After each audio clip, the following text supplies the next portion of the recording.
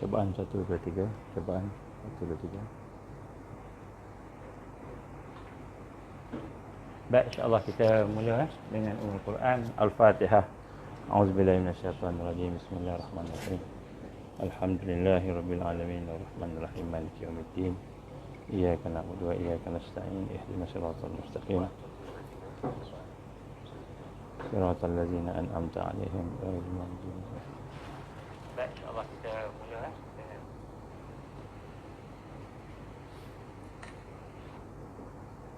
A'udzubillahi samil alim minasyaitonir rajim. Bismillahirrahmanirrahim. Innal hamdalillah nahmaduhu wa nasta'inuhu wa nastahdi wa nastaghfiruh wa na'udzu billahi min shururi anfusina wa min sayyiati a'malina. May yahdihillahu fala mudilla lahu wa may yudlil fala hadiya lahu. Asyhadu an la ilaha illallah wahdahu la syarika lahu wa asyhadu anna Muhammadan 'abduhu wa rasuluh. Qala rabbi shrah li sadri wa yassir li amri wahlul 'uqdatam min lisani yafqahu qawli. Rabbi zidni 'ilman amma ba'. Assalamualaikum warahmatullahi wabarakatuh. Boleh dengar belakang? Boleh boleh. Baik, alhamdulillah. Pertama-tama kita bersyukur pada Allah Taala dengan keizinan Allah kita diberikan kesempatan pada pagi ini untuk sama-sama berkumpul dan insya-Allah kita nak meneruskan program kita. Minggu lepas kita ada berbincang tentang beberapa kronologi yang telah berlaku, yang akan berlaku, dan kita telah pun sampai kepada kita sebut sebagai tahun Malhamah Kubra. Jadi pada hari ini sebenarnya saya sebut salah juga nak sampaikan tajuk apa. Banyak sangat orang bagi cadangan. Banyak sangat yang bagi bagi permintaan banyak sangat.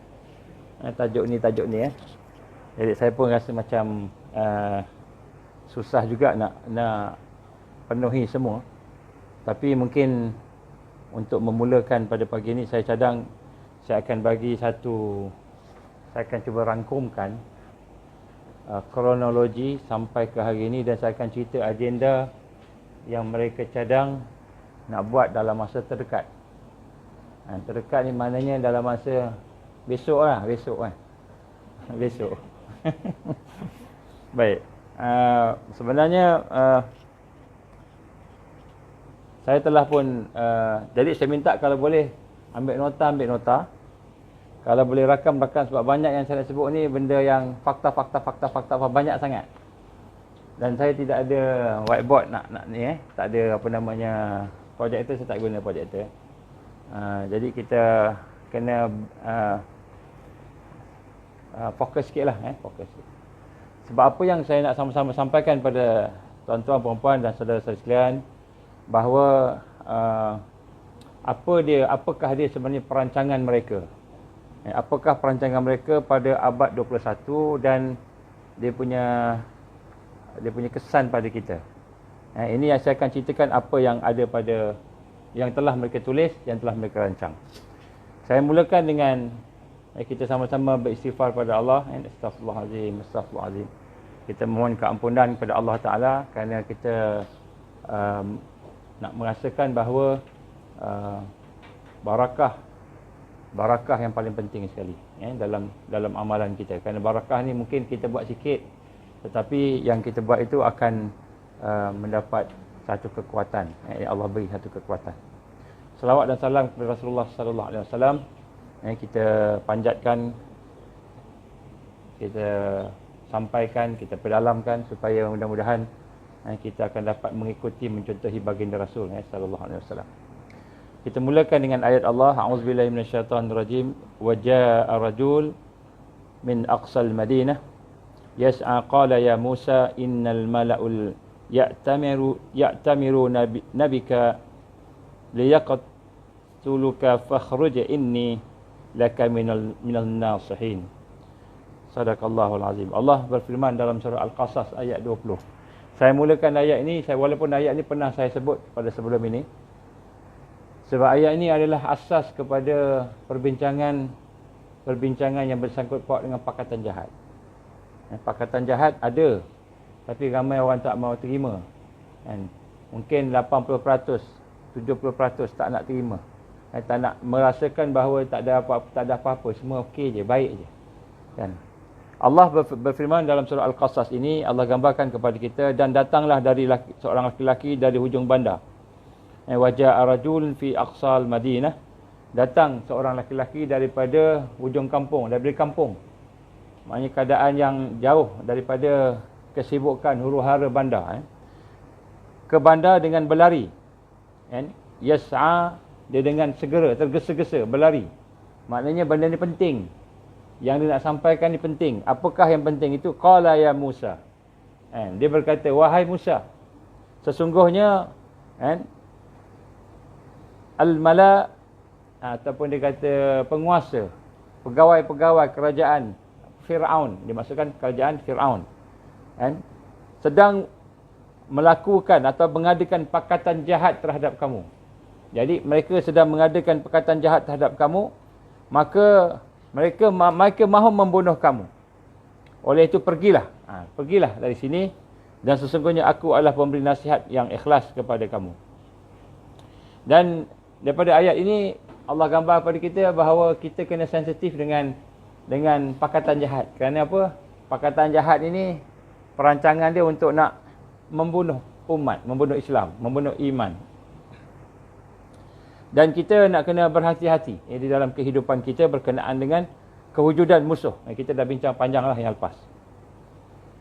Kemudian di dalam hadis Rasulullah sallallahu alaihi wasallam, hadis yang diriwayatkan Imam Muslim, saya bacakan matan sajalah, dia kata, bersegeralah kamu untuk melakukan amal soleh sebelum datangnya berbagai fitnah seperti potongan-potongan malam yang gelap gelita. Jadi bersegeralah beramal soleh. Apa amal soleh ni nanti kita bincang. Kalau tak sempat hari ni kita buat kemudian. Yang mana sebelum datangnya fitnah.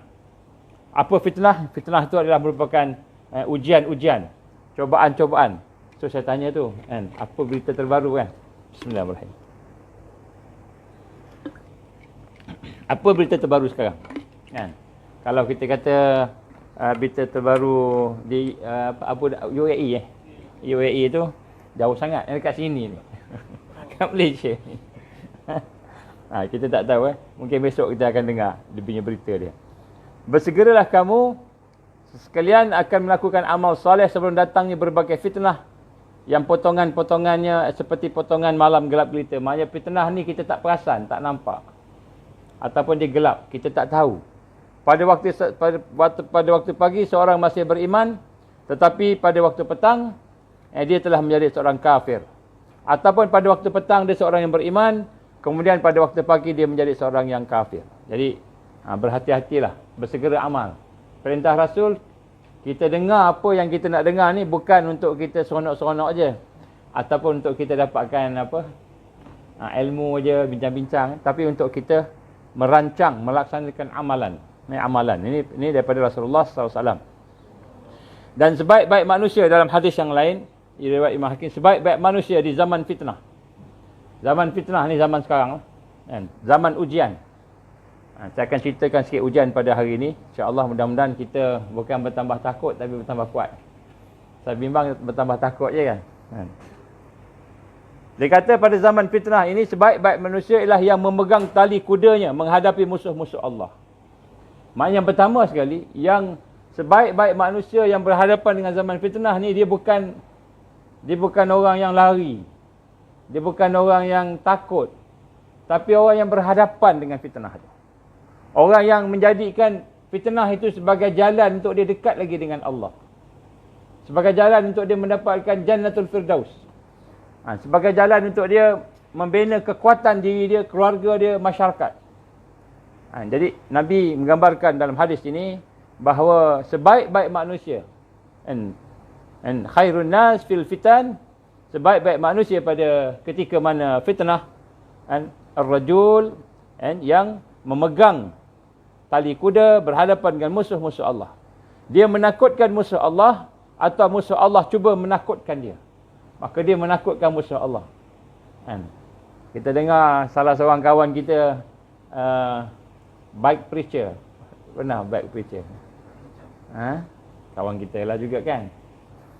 Dah dipadamkan dia punya akaun dekat YouTube kan. Dah dipadamkan akaun dia dekat FB kan. Dia kata dia sedih jugalah kan nak sebut macam ni kan. Yalah dia dah buat macam-macam, tiba-tiba kena padam kan. Jadi apa yang dibuat tu tak ada apa pun. Cuma cakap ceramah, tak ada orang dengar pun sangat. Paling-paling berapa orang je lah dengar. Tapi dia ramai lah, mungkin 80,000 ke berapa ribu. Setakat tu je, tak banyak pun. Tetapi cukup yang sedikit menakutkan. Jadi kita lihat, Nabi gambarkan sebaik-baiknya mereka yang berhadapan dengan musuh, menceritakan. Dan kemudian, musuh Allah cuba menakutkan, musuh juga menakutkan dia. Musuh menakutkan. Nabi tak kata musuh membunuh dia. Takutkan. Jadi kita jangan sampai takut pada musuh lah kan. Ataupun, maknanya yang kedua, setelah dia dah cuba, berjuang, maka perjuangan itu tak boleh ni, dan laki-laki yang beruzlah di kampung terpencil. Maknanya sampai peringkat ancaman nyawanya. Ancaman akidahnya. Macam mana yang berlaku kepada Ashabul Kahfi. Apa yang berlaku pada Ashabul Kahfi? Kan, satu negara semua dah keluar daripada Islam. Kecuali dia 7 orang kan. Kecuali dia 7 orang. Sampai dia ditangkap.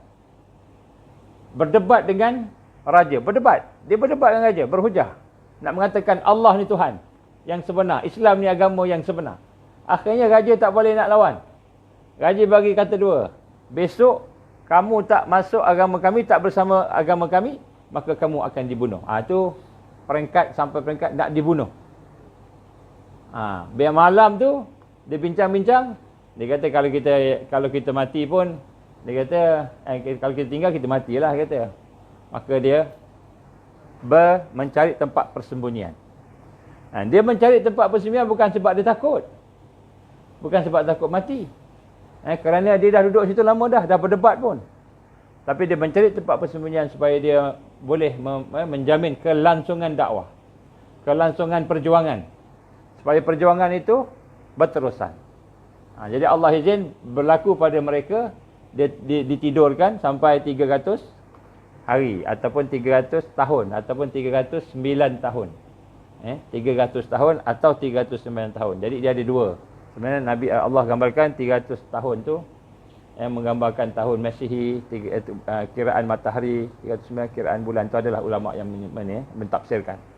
Jadi lelaki kata yang beruzlah di kampung ataupun yang pergi ke tempat-tempat yang terpencil dan menunaikan hak Allah yang diwajibkan ke atasnya. Dia masih lagi menunaikan hak Allah. Bukan dia sembunyi, dia tak buat apa-apa. Baik, jadi kita lihat di dalam ayat-ayat ini menggambarkan kepada kita bahawa perkara yang terbaik ialah bukan kita takut bila mendengar apa yang kita dengar, tetapi kita berhadapan dengan keimanan. Cumanya saya nak sambung sikit daripada ayat-ayat Allah ini akan bagaimana Allah Subhanahu Wa Taala menggambarkan ini perkara yang menakutkan. Menakutkan orang beriman, bukan menakutkan manusia. Suratul Baqarah ayat 159. Allah menggambarkan kepada kita, saya baca maknalah saja. Sesungguhnya orang-orang yang telah menyembunyikan apa yang telah kami turunkan dari keterangan-keterangan dan petunjuk hidayah. Kita ada ilmu, kita ada pengetahuan, tapi kita tak nak share. Alasan takut. Ataupun alasan sebab supaya bimbang pangkat. Bimbang tak dapat harta habuan dunia. Ataupun bimbang nanti mungkin akan ditarik lesen. Jadi Allah gambarkan di sini kan, sesungguhnya orang-orang yang telah diberikan keterangan, diberikan ilmu, diberikan petunjuk daripada kitab dan juga petunjuk hidayah tadi, banyak ilmu, tapi dia sembunyikan, tak mahu berkongsi. Sesudah kami menerangkan kepada manusia dalam kitabnya, kitab Allah, Al-Quran, maka mereka ini akan dilaknat oleh Allah. Ulaika yal'anuhumullah wa yal'anuhumul laghinun. Iaitu mereka akan dilaknat oleh Allah dan dilaknat oleh sekalian makhluk. Dan di sinilah kita melihat satu yang digambarkan oleh Rasulullah SAW dalam hadisnya. Diriwayatkan Imam Abu Daud kata apa? Sesiapa yang ditanya mengenai sesuatu ilmu yang diketahuinya, dia tahu benda tu, tapi dia sembunyikan, pada hari kiamat dia akan dikekang, akan diikat dengan rantai, dengan kekangan-kekangan daripada neraka Allah Subhanahu Wa Taala. Jadi siapa yang ada maklumat, tahu, tapi dan orang tanya pada dia, dia sembunyikan, maka akhirat nanti tak lepas. Tak lepas. Jadi sebab tu saya seru kepada para ulama kita yang mengetahui tentang apa yang berlaku pada hari ini. Berlaku apa? Dari sudut fatwa syubhat. Berlaku syubhat. Kan? Apa syubhatnya? Syubhatnya ialah ada fakta daripada mainstream. Ada fakta daripada bukan mainstream. Sila masuk. Kalau bukan mainstream panggil apa? Di luar daripada mainstream kan. Ada fakta daripada mainstream, ada fakta daripada di luar mainstream. Maka sesiapa yang membuat fatwa mesti tengok semua. Sebab dua-dua tu dia ada dia punya kepakaran dia. Dia ada dia punya kepakarannya. Maka bagi para ulama kita, bertakwalah kepada Allah Subhanahu Wa Taala. Maka syubhat lawannya warak. Dan warak itu maknanya berhati-hati ketika membuat fatwa. Kenapa kita bimbang kita akan termasuk dalam golongan yang digambarkan oleh Rasulullah SAW. Menyembunyikan ilmu. Menyembunyikan fakta. Dan begitu juga kepada para pakar. Pakar-pakar perbuatan yang muslim, yang mukmin, yang yakin dengan Allah, yakin dengan hari akhirat. Maka sekiranya kamu tahu perkara-perkara yang benar, dan perkara itu boleh membantu orang Islam, boleh membantu orang beriman, boleh membantu negara, maka janganlah sembunyikan fakta-fakta tersebut dengan alasan-alasan mentingkan diri sendiri. Kerana Rasul gambarkan sallallahu alaihi wasallam, siapa-siapa yang mengetahui suatu ilmu yang dia ketahui tetapi dia tidak mahu tak mahu memberitahu, dia menyembunyikan, maka pada hari kiamat dia akan dikekang dengan kekangan-kekangan neraka Allah Subhanahu Wa Taala. Maka inilah yang digambarkan oleh Allah Subhanahu Wa Taala dan Rasulullah SAW tentang peristiwa-peristiwa yang ada pada hari ini. Jadi sebab tu pada hari ini saya akan ceritakan sikit semaksima mungkin. Sebab kita tak tahu sejauh mana kita boleh berjumpa. Sejauh mana kita boleh. Saya cuba maksima. Jadi tuan-tuan dan puan, silalah sabar. Silalah sabar. Saya akan cakap fakta. Sebab tu saya kata kalau boleh catat. Yang pertama sekali saya akan ulang sedikit kronologi bagaimana perancangan Al-Masih Dajjal yang digambarkan oleh Rasul sallallahu alaihi wasallam sebagai malhamah kubra. Macam mana malhamah kubra berlaku, kita akan melihat perancangan mereka dari konteks perancangan musuh Islam, pakatan jahat yang dilakukan sebagaimana digambarkan oleh Allah Taala tadi. Ada pakatan jahat. Bila mereka berkuasa, mesti mereka buat pakatan jahat. Yang pertama sekali kita telah mendengar 1897. Kita tengok nak ingat senang. 1897 bermulanya World Zionist Movement, gerakan Zionis antarabangsa. Di Basel, Switzerland, 300 orang wakil mereka seluruh dunia datang. Dan mereka telah merancang selama 50 tahun. Mereka banyak perancangan mereka 50 tahun. Jadi kalau 1897 mereka mahu mempunyai satu tempat yang mana mereka katakan sebagai pusat pemerintahan dunia, iaitu the Mount, Temple Mount. Temple Mount ni Baitul Maqdis. Jadi dikata dalam keyakinan Zionis yang dia buat sendirilah, siapa-siapa yang boleh memimpin, menguasai Baitul Maqdis, maka dia akan memerintah dunia. Sebab itulah kita lihat 1897 mereka buat satu pertemuan antarabangsa, semua kepala-kepala Zionis antarabangsa kumpul di Basel, Switzerland, kurang lebih 300 orang, dan mereka membuat perancangan selama 100 tahun, tapi dia fokus pada 50 tahun. Dan 50 tahun ialah tahun 1947. Apa berlaku pada tahun 1947? United Nations yang mereka tubuhkan telah memberikan tanah Palestin, sebahagian tanah Palestin kepada Israel. Ini disebut Resolusi 181 United Nations. Baik. Jadi kemudian untuk menuju kepada 1947 tu, maka mereka telah merancang Perang Dunia Pertama. Kita dah bincang yang lepas.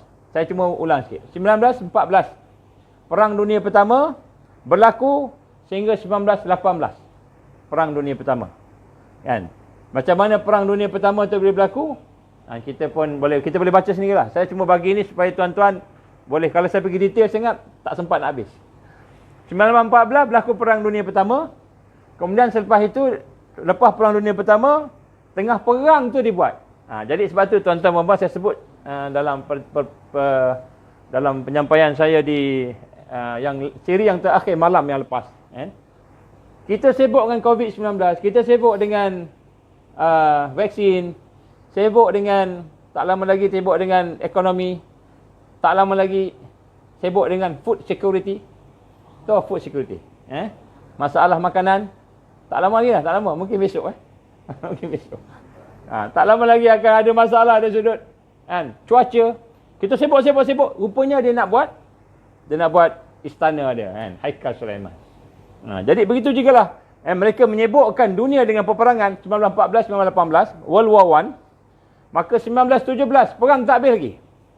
1917, Balfour Declaration. Deklarasi Balfour, maknanya Lord Balfour memberikan satu deklarasi bahawa Palestin adalah tanah air kepada Yahudi. Diberikan kepada Rockefeller. Dan 50 tahun selepas daripada 1917 itu, iaitu 1967, 50 tahun. Tengok 50 tahun. Daripada 1917, 1967, berlaku peperangan antara Yahudi bersama dengan Arab, negara Arab. Peperangan 6 hari, yang mana dalam peperangan itu, Arab kalah dalam masa 6 hari, kalah teruk, habis. Maka mereka telah menjajah secara rasmi Baitul Maqdis sampai sekarang. Jadi Baitul Maqdis sekarang ni sebenarnya di bawah jajahan Israel. Bermula daripada 1967. 50 tahun selepas 1917. Nampak? Dia punya ni. Kemudian pada tahun 1918 habis Perang Dunia. Yang pertama habis. Maka dia tak cukup, dia kena bagi sibuk juga. Maka berlakulah Spanish flu. Pandemic Spanish flu. Macam kita virus COVID-19 ni, COVID-19. Kan? 1918, 1919 berlaku pandemik Spanish flu. 2019, 100 tahun ni sekarang berlaku pandemik COVID-19. Jadi dia macam 50 tahun, 100 tahun. 50 tahun, 100 tahun. Jadi tuan-tuan kalau nak gaji tengok 50 tahun, 100 tahun tu. InsyaAllah jumpa. Kemudian lepas tu, pada tahun 1920, berlakulah penubuhan League of Nations. Kita dah bincang lah. Dibina untuk nak menyatukan politik. Dan kemudian pada 1921, penting, terbentuknya Council on Foreign Relations, CFR. CFR ni, kalau kita nak nisbahkan dengan hadis Rasul SAW, gambarkan kafara. CFR. Council on Foreign Relations. Apa tugas ini? Dia think tank kepada politik dan kerajaan. Think tank kepada pembinaan one world government dalam bentuk struktur politik dan struktur kerajaan. Jadi CFR ni think tank dia yang pertama. Kemudian pada tahun 1921, 1922, pada 1921 dia merancang. Dia merancang macam mana nak menubuhkan United Nations, macam mana nak menubuhkan sistem keuangan, dan macam mana nak menubuhkan NATO dan juga EEC. Jadi lepas tu mereka tubuhkanlah, lepas daripada tu. Pada 1922, ingat 1922. 100 tahun, 2022. 1920, 100 tahun, 2020. Jadi 1922, kerajaan Islam dihancurkan, dipecah-pecahkan. 1922 dengan perjanjian Lausanne. Maknanya contohnya Itali bagi pada ni, sebahagian bagi the British, sebahagian pada kepada kita kata Perancis dan sebagainya. Kemudian selepas itu pada tahun 1924, 2024, 1922 dihancurkan kerajaan Ottoman Empire dipecah-pecahkan. 1924 Ali Khalifah dipecat. Maknanya habislah Ottoman Empire, habis. Maknanya kepala pun dah habis, badan-badan pun dah habis. Jadi kita lihat pada 1924 secara resminya kita masuk ke fasa keempat, Mulkan Jibriyah. Secara resmi. Kan? Maknanya Rasul SAW gambarkan, kita ada 5 fasa. Kan? Fasa pertama, fasa kenabian. Fasa kedua, Khulafa Ar-Rasyidin. Fasa ketiga, fasa raja yang menggigit. Dan fasa keempat, Mulkan Jibriyah. Fasa diktator. Jadi 1924 jatuh aja Ottoman Empire, rasmi kita masuk fasa keempat. Kemudian fasa kelima, kebangkitan Islam. Bila dia? Wallahualam. Kita tengok. Kemudian lepas tu, habis. Kata Rasulullah, asal diamnya, kiamat lah. Jatuh 1924, bermula Mulkan Jibriyah. Masa tu, bukan sahaja kita kata Ottoman Empire habis, tetapi semua nak bangkit tak boleh. Nak bangkit tak boleh. Nak lawan kalah, nak lawan kalah, nak lawan kalah. Memang Rasulullah SAW kata mereka berkuasa. Setengah orang yang mengkaji seperti Imran Hussein, dia mengatakan fasa ini adalah fasa bermulanya Ya'juj Ma'juj dah mula menguasai. Jadi yang kita kalah je, kita lawan Ya'juj Ma'juj sekarang. Ini setengah-setengah pandangan yang mengkaji lah. Wallahualam. Kemudian lepas tu kita lihat pada tahun 1925 nampak dicantas saja Ottoman Empire 1925 Mekah dengan Madinah dalam hadis Rasulullah SAW gambarkan di akhir zaman akan bangkit, akan berkumpul umat Islam, iman berkumpul sebagaimana ular kembali kepada sarangnya, kan? Di Madinah, di Mekah Madinah ni, maka 1925 Mekah Madinah dibagi pada Saudi, diambil daripada kepimpinan Bani Hashim. Sebelum ni Mekah bawah Bani Hashim, kan? Bawah keturunan Rasulullah SAW, tapi diambil pada tahun 1925 diambil. Dan mereka secara resminya pada tahun 1932 Saudi Arabia, Semenanjung Arab tukar jadi negara Saudi, negara Saud, keluarga Saud, kan? Pada 1932 dia diisytiharkan merdeka. Merdeka daripada mana? Bukan merdeka daripada British, bukan merdeka daripada Belanda, merdeka daripada Osmania. Merdeka daripada Osmania, nampak jadi kita hari ini nampak tempat yang di mana yang telah dijanjikan Rasulullah SAW akan berlaku kebangkitan, dia dah pegang. Itu tempat dia pegang dulu. Kan? Kemudian selepas itu pada tahun 1929, 1932, berlakulah, digambarkan sebagai World Great Depression. Berlakulah masalah ekonomi dunia. Masalah ekonomi dunia. 1929 hingga 1932. Kita bayangkan, selepas daripada 1924, kan? Maka maknanya kalau kita 2024, 2025, 26, 27 ni akan ada masalah ekonomi lagi sekali. Kalau 100 tahun. Kalau kita kira 100 tahun ini sebab kita kira perancangan. Ni bukanlah kita kata akan berlaku sebab semua itu dengan izin Allah, tapi nak sebutkan bahawa mereka rancang begitu. Kemudian pada tahun 1930, ketika orang tengah sibuk-sibuk dengan krisis ekonomi, depression seluruh dunia. Bermula di Amerika, stok jatuh, stok exchange jatuh. Kan kemudian dipanggil Black Tuesday, berlakunya jatuhan tu pada hari Selasa. Black Tuesday dipanggil.